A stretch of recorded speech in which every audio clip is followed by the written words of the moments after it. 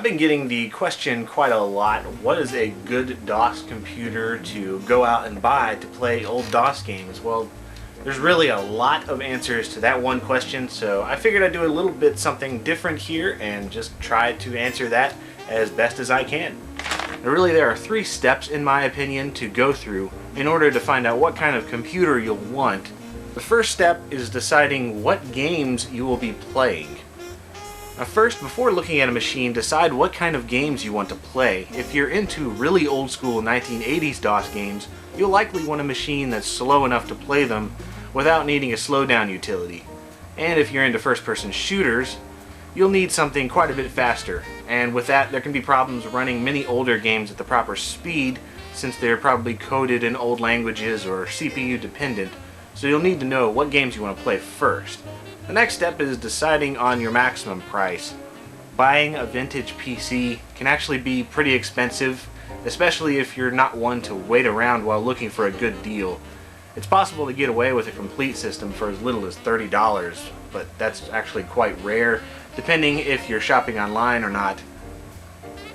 You can easily spend upwards of $150 on a nice computer system complete, so if it ends up being too much, DOSBox is still a great alternative nowadays, especially with version 0.73 running pretty much every game flawlessly. Of course, nothing can beat playing it on a real system, so if you're okay with the price, go straight to number 3, which is choose your destiny.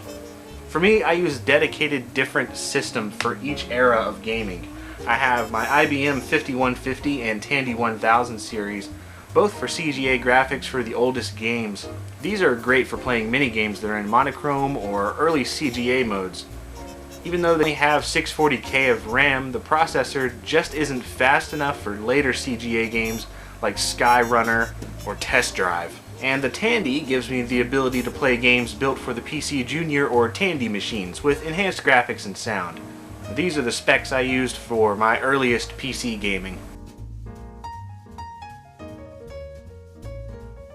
For games from around 1988 to 93, I use a 486 or 386 computer with SVGA or VGA graphics. A lot of machines from Compaq and Gateway and such were really awesome during this time. Each of these systems are great for those games that are dependent on CPU speed to run properly without having to use any extra programs. Like Jazz Jackrabbit or Test Drive 3, they have a Sound Blaster 2.0 or higher sound card, unlike earlier machines which only had a square wave PC beeper speaker thing.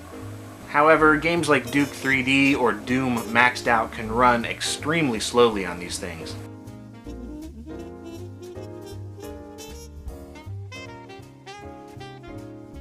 Lastly, for the best machine probably for games from 1990 to 1997, I use a Pentium-based machine with the last DOS games or even early Windows 95 games.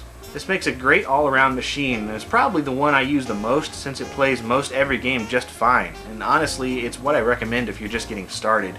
Really, the list of games you can't play on this is pretty limited, so most of them will work just fine, and there are programs like MoSlow that you can use for those few games that don't work properly.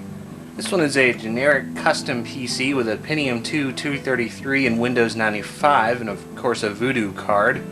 And this machine here is an HP Vectra with a Pentium 100. Or at least it used to be. I modified it for a pure DOS machine. Either one will run pretty much anything from SimCity up onto Carmageddon and Blood if you want.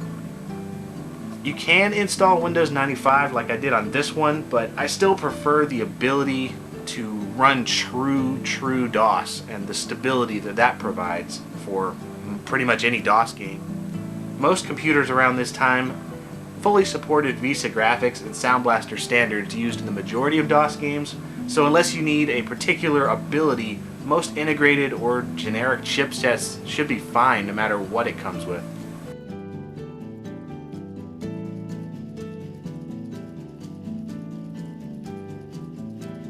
Alright, so that is my take on DOS computers and which one you may or may not want to buy. Really, it doesn't take a whole lot of know-how. If you have more questions, there's sites like Vogons, or you can email me or whatever. And yeah. hopefully that helped a little bit with any questions you may have. Thanks for watching. Lazy Game Reviews coming next week.